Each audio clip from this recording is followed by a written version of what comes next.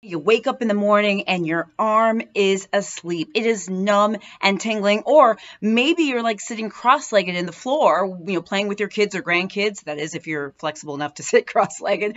And when you finally go to get up, you're like, oh my gosh, my feet have fallen asleep. Or maybe you just say, oh my gosh, my feet have fallen asleep. You get what I'm trying to say. So what's the deal? Why does your foot fall asleep? Why does your hand fall asleep? Why does your arm fall asleep? And how do you get rid of it? That's what we're talking about today, guys. I'm Dr. Jen. It's good to see you. First of all, a lot of people will say on the Googler Schmoogler, or maybe family and friends, they'll be like, oh, when your foot or your hand or your arm falls asleep, it's because the blood supply has been cut off. Well, let me tell y'all. It is not that. No. It is not the blood supply. That's the issue. That's right. It is. And by the way, can you guess what it is if it's not the blood supply? So it's our nerves. That's right. It's not the blood supply. It's actually our nerves. So what happens is, like when you sit on your foot or something like that, or you lay on your arm, you actually temporarily compress or squish the nerves in that area, right? And because you're squishing them, you're laying on them, sitting on them, or whatever, those nerves can't send messages back and forth to the brain like they normally do.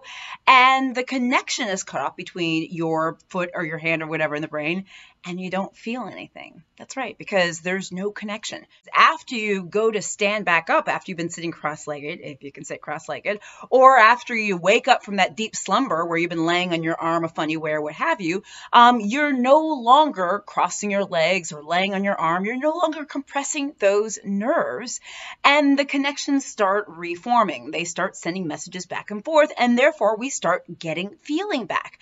But what is that feeling that we get back? It starts off as numbness and tingling, right? It feels like pins prickling. It can feel like really, really uncomfortable.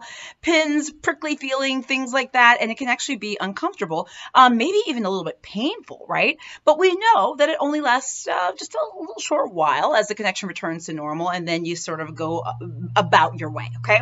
Now, one question a lot of people ask me is, hey, is there a way that I can get that numbness and tingling to go away faster? Like, should I stomp on my foot, or should I beat my hand, or should I do something? And no.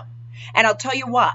I really don't want you stomping on your foot or beating your hand or anything to try to bring back this sensation quicker, because remember, you can't feel.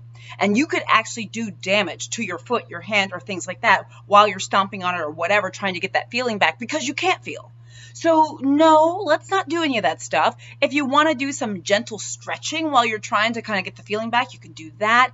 You can kind of move your toes, your fingers, move your limb. I'm okay with all of that stuff, but please do not use any sort of force or any sort of, some sort of drastic movement, or use pressure or hit anything to try to bring that sensation back, okay? Because, the nerves just got to do what they got to do, and it's going to come back if it is simply that your hands, your feet, or whatever are just falling asleep. Now, there are situations where we get what we call a peripheral neuropathy or neuropathy, paresthesia, that's numbness and tingling, and that is numbness and tingling that lasts for a long time and is due to other causes and reasons, and there's another video on that. But we're just talking about, okay, why does my hand fall asleep when I sit on it or lay on it the wrong way? Why does my foot fall asleep when I sit on it the wrong way or sit on it too long?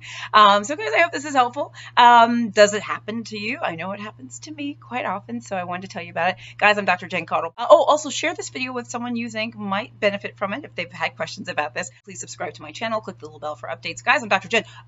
Go to drjencaudle.com so you can see lots of things I got. I got a newsletter. It's free. I got my daily health tips, all sorts of stuff. So make sure you check it out. Guys, I'm Dr. Jen. I'll see you soon.